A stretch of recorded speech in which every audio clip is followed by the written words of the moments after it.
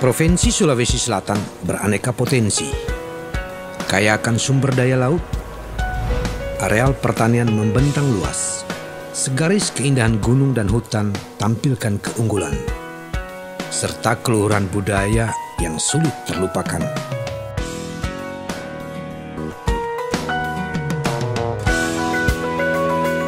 Pada masa lalu, kejayaan Sulawesi Selatan diwartakan kapal pinisi tatkala berlayar menantang badai menembus Nusantara hingga ke berbagai negara. Pun sumber daya manusia tersiar lewat kiprah putra-putri Sulawesi Selatan di kancah nasional yang berperan penting mengisi roda pembangunan Indonesia di banyak lini. Dengan datang ke kampung halaman saya di waktu kecil, dengan melihat tidak ada perkembangan yang berarti di tengah-tengah kita sudah masuk dalam peradaban modern. Jadi ini semakin membuat saya bersemangat bahwa ternyata memang Sulawesi Selatan membutuhkan saya untuk kembali membangun kampung.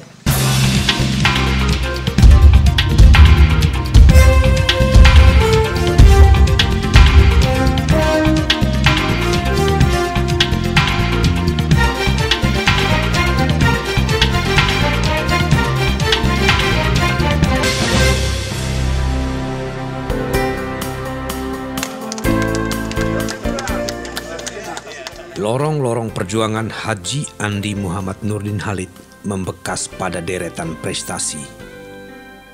Sementara lereng-lereng pengabdiannya di bidang sepak bola, dunia usaha, hingga panggung politik berujung kebanggaan. Dan seakan tidak pernah diam bagai sungai-sungai kehidupan, pria kelahiran Bone terus berkarya, mengabdi bagi negeri, terutama pada tanah Sulawesi Selatan. Selatan memang membutuhkan seorang visioner, ekonom, dan punya link yang kuat ke depan ini. Dan saya melihat beberapa nama-nama yang lahir dan muncul untuk menjadi calon ini, yang basic ekonominya bagus, Pak Nurdin Halid. Di samping dia ekonom, dia juga pelaku politik. Dia menjadi tokoh nasional, bahkan tokoh internasional. Pergerakan di dunia ekonomi tidak perlu diragukan lagi. Dan pasti dia punya konsep membangun Sulawesi Selatan. Ada jarak yang sangat jauh antara pembangunan kota dengan pembangunan di kampung, pembangunan di desa, pembangunan kecil, khususnya di bidang infrastruktur. Ini yang menantang saya, bahwa harus tinggalkan kepentingan pribadi, berjuang untuk kepentingan rakyat. Wah, saya melihat gambarnya itu, salah satu program yang saya senang dan tertarik. Programnya itu membangun kampung. Ini sejalan dengan nawacita Presiden. Jadi kalau membangun kampung didahulukan, saya kira Pak Nurdin ini mungkin melihat kampung di Sulawesi Selatan ini yang perlu sentuhan, sehingga dia melakukan program dan keinginan bahwa kita harus bergerak dari kampung ini. Apalagi mungkin dia melihat bahwa pembangunan di kota sudah bagus. Tinggal mau dikonekkan bagaimana mengintegrasikan program kota dengan desa, sehingga kesenjangan bisa terjawab. Sama-sama membangun kampung. Nama Nurdin Halid melangit di Cakrawala Nusantara setelah mengukir prestasi emas PSM Makassar periode 1995 hingga 2000. Lalu terpilih menjadi Ketua Umum PSSI pada tahun 2003.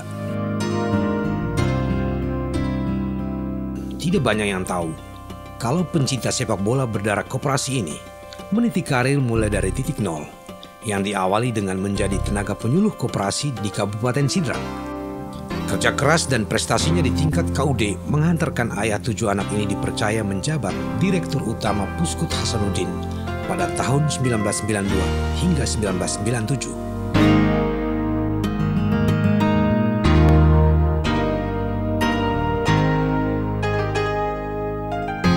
Kepiawaian kepemimpinan seorang Nurdin Halid memunculkan prestasi gemilang, sebab hanya dalam tempo 2 tahun, utang Puskut pengurus sebelumnya sebesar 6 miliar rupiah berubah menjadi keuntungan sebesar 17 miliar rupiah. Prestasi tersebut ditunjang strategi Nurdin Halid mendirikan kurang lebih 20-an sektor usaha, antara lain pusat perkulakan goro, unit taksi, usaha ekspor-impor, rekayasa konstruksi, termasuk usaha distribusi barang kebutuhan rakyat, di mana PT Goro merupakan perkulakan modern pertama di Indonesia Timur yang bermitra dengan 200 supplier menjual 2.000 item barang yang memunculkan omset penjualan 150 juta per hari.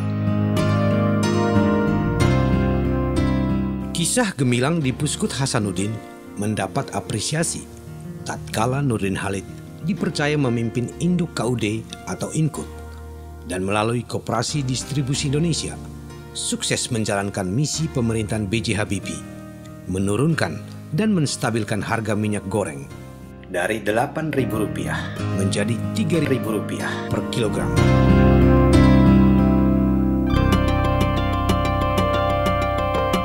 Nurdin Halid barangkali ditakdirkan selalu menjadi orang nomor 1 serta identik dengan prestasi. Masyarakat Sulawesi Selatan tentu masih ingat keberhasilan PSM Makassar di bawah komando Nurdin Halid berhasil menembus kelompok elit klub sepak bola tanah air era 90-an. Di sini kami selalu ada, di sana pun kami ada. Jangan takut, kami selalu ada. Berjuanglah PSM-ku, rebut kembali kejayaan itu. Kami rindu di masa itu. Sejarah berbicara. Warisan bersejarah Nurdin Halid bagi sepak bola Indonesia, diantaranya menyusun standar klub profesional dengan PT Liga Indonesia sebagai pengelola Liga Super Indonesia, menjadikan Makassar sebagai tuan rumah perempat final Liga Champion Asia, dan untuk pertama kalinya setelah 77 tahun PSSI berdiri, Indonesia menjadi tuan rumah Piala Asia tahun 2007. Kemudian setelah sukses menggelar Piala Asia, Nurdin Halid menjadikan Indonesia kandidat resmi tuan rumah Piala Dunia tahun 2022. Matang sebagai profesional dan tangguh secara individu, kemudian berpengalaman memimpin berbagai institusi di tingkat daerah maupun nasional bahkan internasional, menjadikan Nurdin Halid berkelimpahan gagasan. Tatkala persoalan seolah berujung buntu, Nurdin Halid muncul sebagai solusi. Setidaknya hal itu dibuktikan lewat keberhasilan berakhirnya kemelut internal Partai Golkar.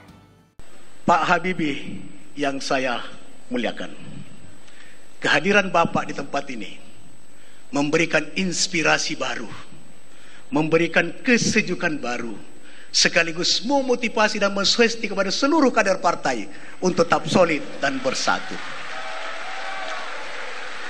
Oleh karena itu, Pak Habibie tidak perlu di mana-mana. Di sini saja. Karena nasihat Bapak, wejangan Bapak, masukan Bapak, bahkan perintah Bapak, insya Allah Ketua Umum Partai Golkar bersama seluruh jajarannya akan bermusyawarah dan berpakat untuk menyelesaikan persoalan internal Partai Golkar. Jadi Bapak di sini saja, tidak usah di mana-mana. Pak Luhut Panjaitan, Pak Yasona Lawli, kehadiran Bapak menciptakan rasa aman bagi kader Partai Golkar.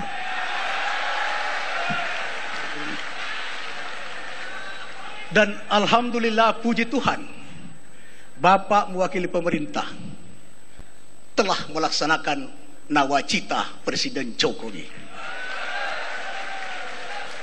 Seperti kita pahami, Nawacita yang pertama Presiden Jokowi tidak lain adalah negara harus hadir menciptakan rasa aman bagi seluruh anak bangsa.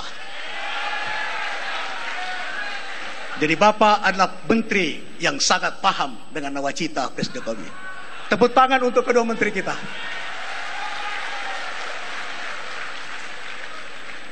Rapimnas ini dilaksanakan atas dasar objektif dan subjektif. Dasar objektifnya tidak lain adalah konstitusi Partai Golkar, yaitu anggaran dasar dan anggaran rumah tangga. Dasar subjektifnya adalah kesepakatan pada tanggal 18 Desember 2015 antara Bapak Abu Rizal Bakri, Bapak Agung Laksono bersama Bapak Yusuf Kalla telah bersepakat untuk menyelesaikan persoalan interorganisasi melalui Rapimnas dan mungkin melalui Munas. Dan kini angin memiri memanggil Nurdin Halid pulang untuk berbakti bagi tanah Sulawesi Selatan dari kampung hingga kota. Kampung harus dibangun, gitu. Kan dengan membangun kampung itu akan mempersempit daripada ketimpangan, kesenjangan. Menata kampung akan dengan sendirinya menata kota, menata kota betul menata kampung. Sama-sama Ki membangun kampung. Di masa itu sejarah berbicara tentang kita, dan ku yakin kau pasti